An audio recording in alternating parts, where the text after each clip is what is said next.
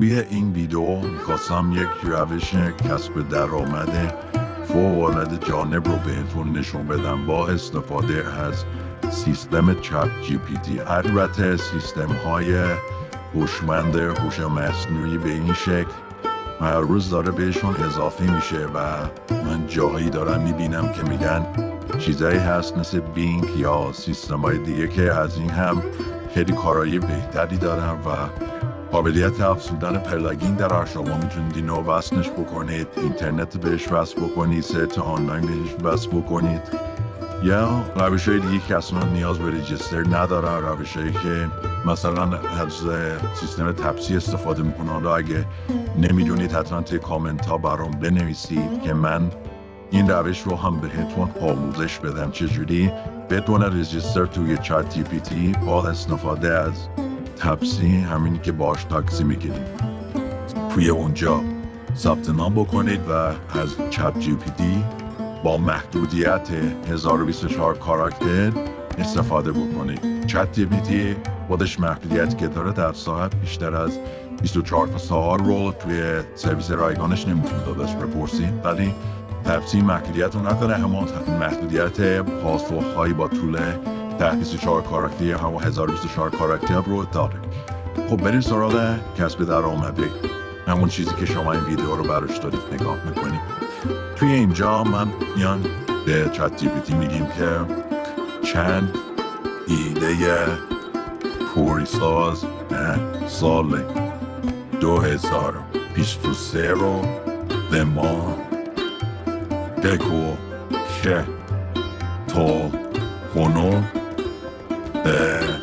اجرا نشده است.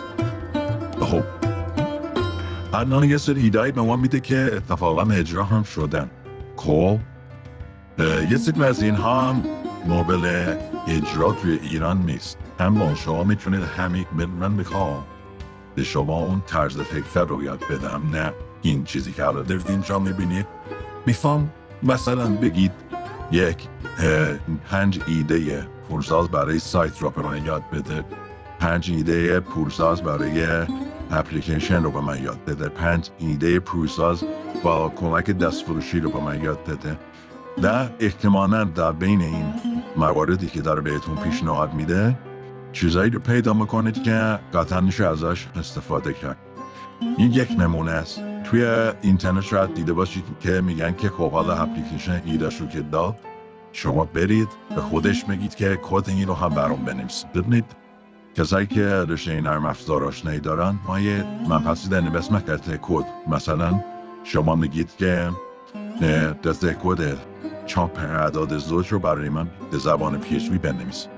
کلا شاید 10 خط 15 خط باشه براتون مینویسه، ولی بیشتر از این رو اجرا نمیکنه. غیر از این که خیلی بک‌اند داره کار میکنه چت جی پی تی. ببینید الان اینجا این محدودیت 1024 کاراکتر رو اینجا هم داره، چون که تپسی هم دارید. اینو میتونید دوباره ازش بپرسید یا ایده جدیدی ازش بخواید، سوالتون رو یه مقداری فرق بندازید و بپرسید. این براتون خود کد رو نمی‌نویسه، پت کد می‌نویسه، یا اگه جایی رو گیر کردید میتونید سوالتون کامل بنویسید، نمونه کدشون رو هم بذارید، براتون تکمیلش می‌کنه. مورد بعدی اپلیکیشنتون شما میتونید توی سایت این ایده رو که از اینجا گرفتید میتونید توی سایت کنشا و انجام میدم که فیلم ناصری ایرانی است با قیمت خیلی مناسب و پایینی هم داره. اونجا مطرح کنید، مزایده بذارید و کار رو بسپارید به کاردن. بعدش بیاد اینجا بگید که چطوری یک اپلیکیشن رو در گوگل استور، گوگل پلی منتشر کنه و درآمدش را دریافت کنه. نه ازش میپرسید و ارسال کنید براش. اینجا بهتون راهنما میده، حتی راهنما دادن بگردم هم داره، یعنی از کد داکیومنت گوگل هم خیلی بهتر بهتون راهنما. البته این نه شما میتونید تو سایت فارسی هم سرچ بکنید از این راحت‌تر، چون تصویری هم هست، از این راحت‌تره میتونید اونجا منتشر کنید. با استفاده از این روشی که بهتون گفتم میتونید یک اپلیکیشن یا یک نرم افزار، یک سایت، یک شیوه کسب درآمد رو از هوش مصنوعی ایده بگیرید. منتها حواستون باشه این ایده باید توی ایران قابل اجرا باشه و جزء قوانین خود ایران مغایرتی نداشته باشه. مثلا چه میدونم فروش مشروبات الکلی نباشه، نمیدونم پشتل نوشیدنی های الکلی نباشه. اینا درآمد تا همه جای دنیا چیزایی هست که درآمد داره ولی قطعا توی ایران قانون نمیذاره شما همچین کاری بکنید. یا کنارش دیگه هم بهتون بگم قبل از اینکه بریم سراغ اوناش، اگه از این ویدیو خوشتون اومد حتما با لایک هاتون به من انگیزه بدید که باز هم تولید محتوا کنم و ویدیوهای بعدی رو با سابسکرایب کردن از دست ندید. ما نکته این هستش که این چیزی که دارید میبینید چت هستش، یعنی داره با شما صحبت میکنه، پرسش و پاسخ. شما میتونید توی بخش تصویری هم برید، بخش تصویری هم کار میکنم برای چاپ لوگو، مثلا برای حتی نقاشی کشیدن تا اونها پولی هست.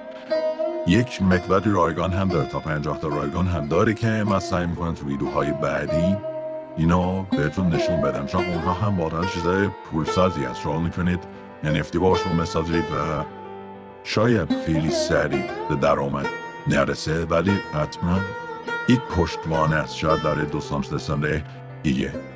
خیلی ممنون که تا اینجا من را همراهی کردید.